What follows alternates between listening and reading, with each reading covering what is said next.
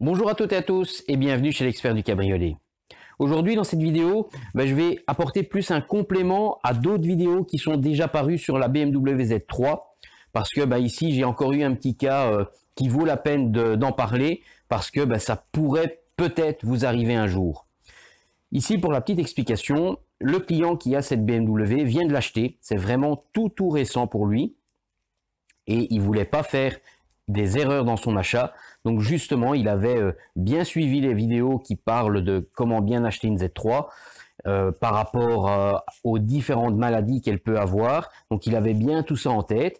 Et le jour où il a été voir cette voiture en vrai chez son vendeur, il a pu à ce moment-là bien regarder les différents points, les points qui sont des maladies ou des problèmes récurrents sur ces voitures-ci, si elles n'ont pas d'entretien correct ou d'entretien suivi.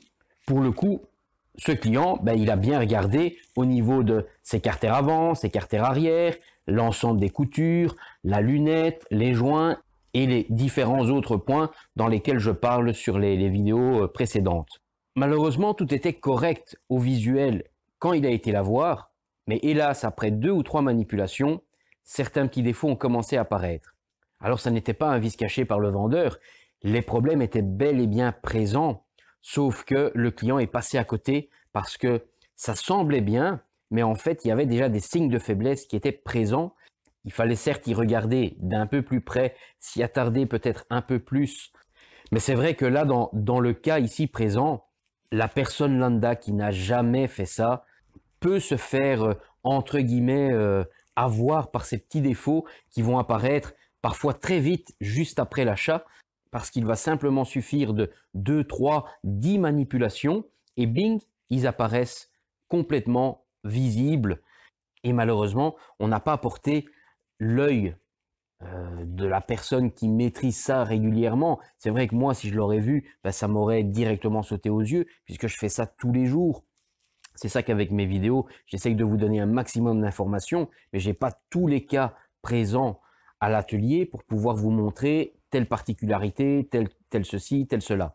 Donc ici, je vais pouvoir vous montrer. En fait, ce qui s'est passé, c'est le client, une fois qu'il a eu son cabriolet, forcément, il a décapoté. Et au bout de 2-3 ouvertures, il s'est rendu compte que la couture périmétrique avait des points qui avaient sauté. Et pourtant, il me dit, ils étaient présents. Quand je l'ai acheté, j'aurais discuté du prix ou j'aurais fait quelque chose, mais ils étaient présents, je suis certain à 100%, et je le crois. Je le crois tout à fait, parce qu'il suffit simplement de regarder l'autre côté, et on voit qu'ils sont présents, mais ils sont, je vais vous montrer ça, vraiment, on peut dire, ils tiennent sur le fil. Ils sont vraiment sur le point de lâcher, mais physiquement, ils sont visuellement là. Certes, au toucher, il aurait pu tout de suite voir qu'il y avait un futur problème. On va regarder les différents points dont je viens de vous parler. Donc voilà, si on regarde ici notre couture périmétrique, on peut voir que elle est bien belle sur toute la longueur. Et en regardant comme ça, à 50 cm, voire à 1 mètre, elle est régulière, elle n'a pas de problème. Si maintenant je vais sur l'autre côté, là je peux constater que, bing, il m'en manque 2 ou 3 ici, il y a 2-3 points qui ont sauté.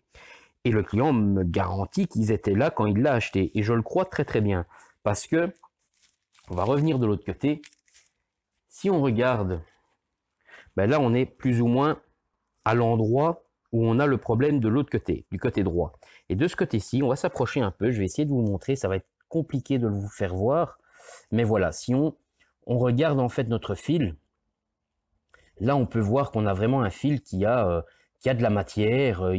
Si on passe son doigt, on sent qu'il est épais. On sent qu'il y a de la consistance. Le fil est bien là, même qu'il est décoloré, il est toujours solide. Et si on revient un peu plus bas sur ces 2 points, maintenant de plus près, vous pouvez déjà constater qu'ils n'ont pas tout à fait le même visuel. Ils n'ont pas, en fait, ils n'ont pas du tout la même épaisseur.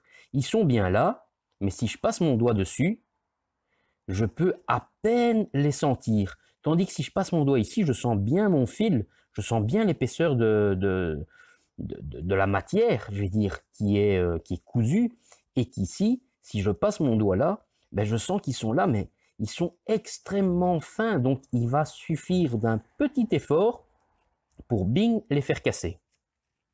Autre défaut qu'il a constaté par après, c'est des petites gondolations au niveau du joint noir. C'est pas facile à vous faire voir ça non plus. Donc très certainement que la toile devait bailler et que l'ancien propriétaire a peut-être collé ça à la 642 pour dire que ça tienne. Bon, on va pas trop y toucher tant que ça tient, mais on peut s'attendre à que ce joint se détache et foute le camp, comme j'ai pu déjà le montrer sur une autre vidéo. Là, évidemment, le problème, ça va être la lunette à changer. Ce joint fait partie de la vitre. Il n'y a pas de... On ne sait pas changer ça seul. C'est un ensemble. Et si on regarde un peu plus près, je vais essayer de vous le faire voir.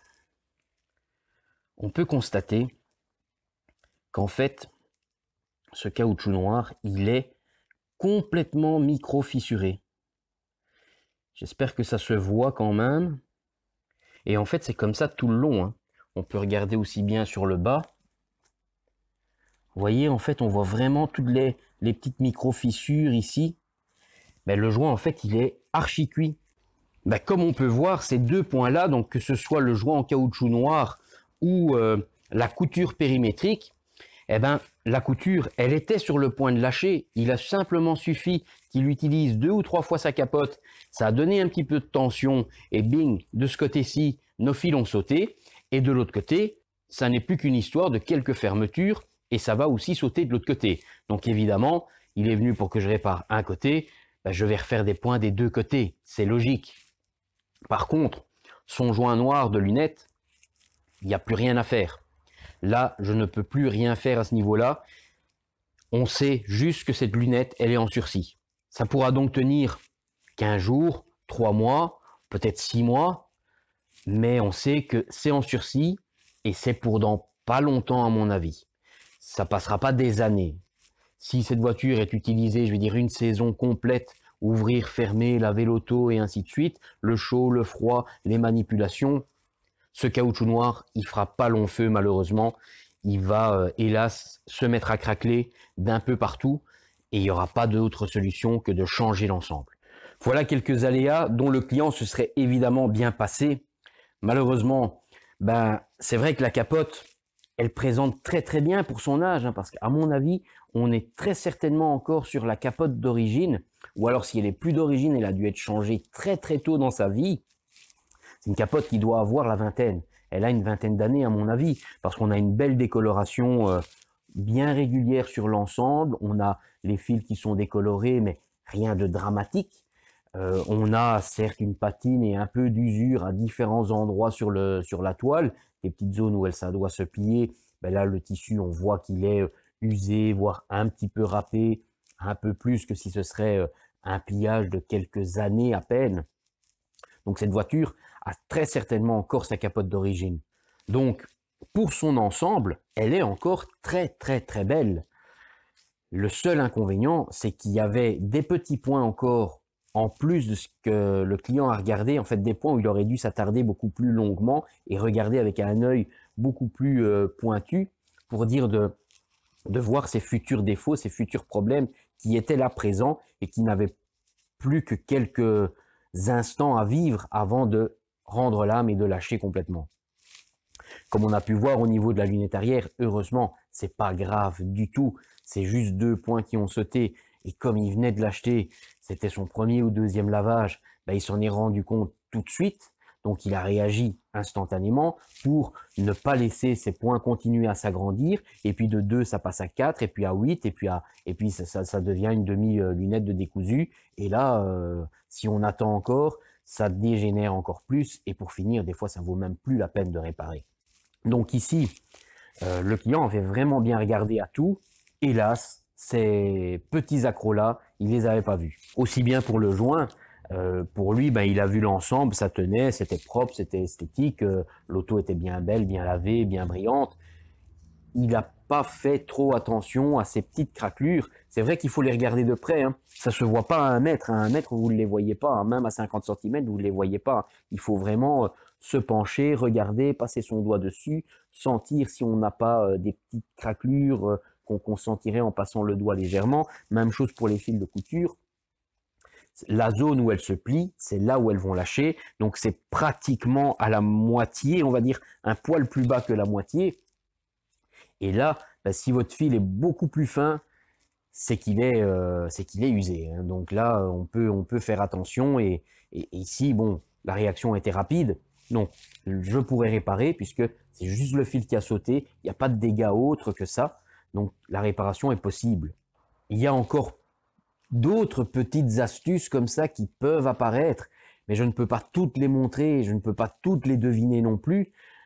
C'est souvent au cas par cas. Donc, quand on achète une voiture d'occasion, on sait qu'on achète une vieille voiture. Dans le cas d'un Youngtimer comme ici présent, c'est sûr que si vous achetez une voiture qui a 1 an d'âge, forcément, c'est le genre de surprise qu'on ne devrait pas avoir. Ça, ce serait absolument pas normal. Ici, on est dans une configuration où, vu l'âge de la voiture et vu qu'on est encore sur une capote pratiquement d'origine, si pas d'origine, je pense même, on va dire c'est l'usure normale. Il n'y a rien d'alarmant, il n'y a rien d'étonnant dans la petite cassure de ce fil et même dans la craquelure du joint. Le soleil, les années, les utilisations ont fait leur temps et le passage de tout ça bah, fait que ça s'use et ça craquelle. Et après, il faut remplacer, malheureusement, c'est pas autrement.